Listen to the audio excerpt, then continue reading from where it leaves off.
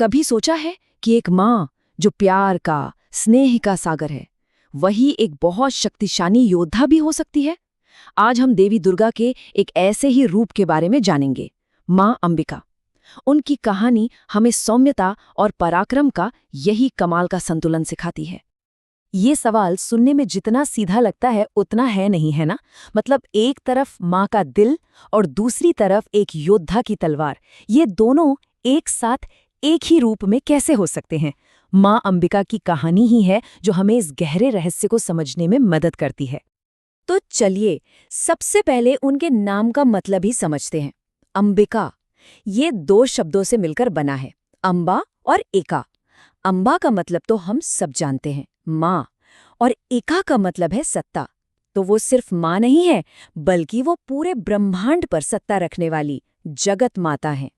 चलिए अब थोड़ा पीछे चलते हैं, उस समय में जब माँ अंबिका के अवतरण की जरूरत आन पड़ी थी। सोच कर देखिए, वो एक ऐसा दौर था जब तीनों लोकों पर अधर्म का अंधेरा छा चुका था। ऐसा लग रहा था मानो न्याय की लौ बस बुझने ही वाली है। तो हुआ ये था कि दो दैत्य भाई थे, शुंभ और निशुंभ। वो इतने ज्यादा शक्तिशाली हो गए थे कि देवता भी उनके सामने एकदम बेबस थे। क्यों?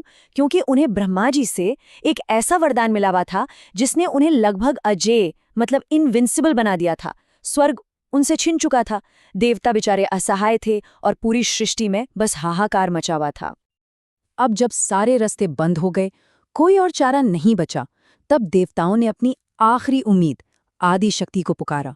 आदि शक्ति यानी वो परम शक्ति, वो प्राइमल एनर्जी जिससे ये पूरा ब्रह्मांड चलता है। उनकी आवाज में दर्द भी था और विश्वास भी। हे आदि शक्ति, अब सिर्फ आप ही हैं जो हमें बचा सकती हैं। आपके बिना धर्म की स्थापना नामुमकिन है। और कहते हैं ना, जब सच्ची श्रद्धा से पुकारा जाए तो शक्ति को आना ही पड़ता है। देवताओं की उस एक सामूहिक पुकार ने ब्रह्मांड में एक बिल्कुल नई ऊर्जा को जन्म दे दिया। ये एक ऐसी आशा की किरण थी जिसने उस घने अंधकार को चीरना शुरू कर दिया। उनका जन्म भी कोई साधारण जन्म नहीं था।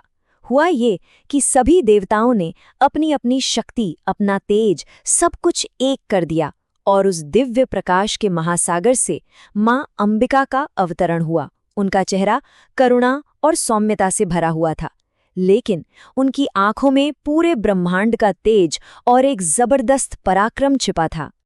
तो जैसे ही देवी प्रकट हुई, ये बात तो बिल्कुल तय हो गई थी कि अब धर्म और अधर्म के बीच एक फाइनल, एक निर्णायक युद्ध होकर रहेगा।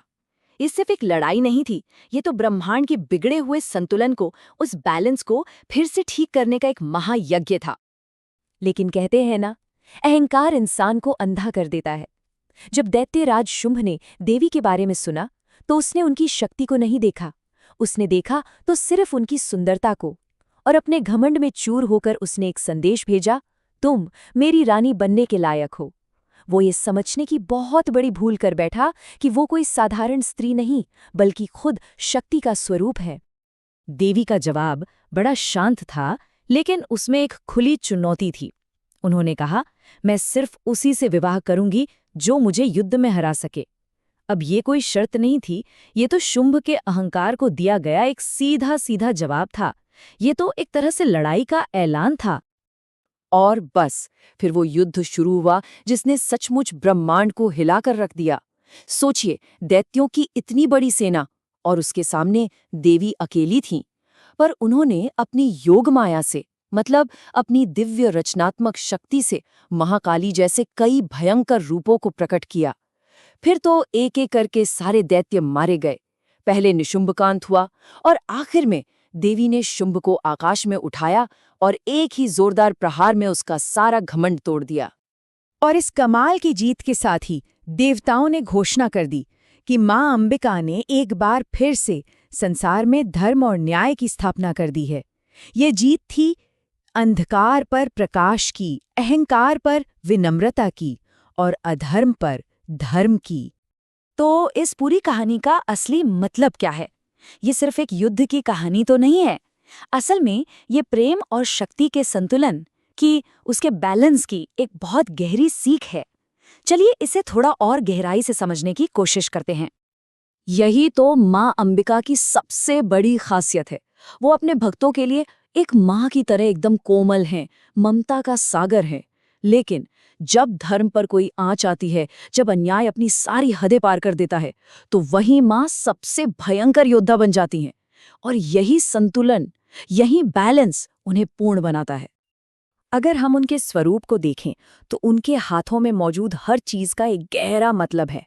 त्रिशूल और खड्ग ये न्याय और शक्ति के प्रतीक हैं, तो वही कमल का फूल कोमलता और पवित्रता की याद दिलाता है। और उनकी अभय और वरद मुद्रा, वो तो जैसे कह रही हूं कि डरो मत, मैं तुम्हारी रक्षा के लिए हूं। ये सब हमें क्या बताता है? यही कि असली शक्ति क्रूरता में नहीं बल्कि संतुलन में है। ठीक है, पर ये तो हजारों साल पुरानी कहानी है। आज हमारे लिए ये क्यों जरूरी है? इसका जो आध्यात्मिक संदेश है, वो आज हमारी जिंदगी को कैसे बदल सकता है? देखिए, माँ अंबिका की उपासना हमें सिर्फ बाहरी दुश्मनों से लड़ना नहीं सिखाती, बल्कि हमारे अंदर जो दुश्मन बैठे हैं ना, जैसे डर, अहंकार, आलस, उनसे भी लड़ना सिखाती है। उनकी भक्ति से हमें वो अंदरूनी शक्ति मिलती है जिससे हम अपनी जिंदगी की हर चुनौती का सामना कर सकते हैं, अपने परिवार की रक्षा कर सकते हैं और हमेशा धर्म के रास्ते पर चल सकते हैं। और आखिर में ये कहानी हमें एक बहुत बड़े सवाल के साथ छोड़ जाती है। सवाल ये है कि हम सब अपनी जिंदगी में शक्ति और करुणा का, पावर और कंपैशन का संतुलन कैसे बना सकते हैं? हम कैसे जरूरत पड़ने पर चट्टान की तरह मजबूत बने, लेकिन अपने अंदर की कोमलता और प्रेम को कभी ना खोएं? इस सवाल का जवाब शायद हम सभी को अपने अंदर ही खोजना होगा।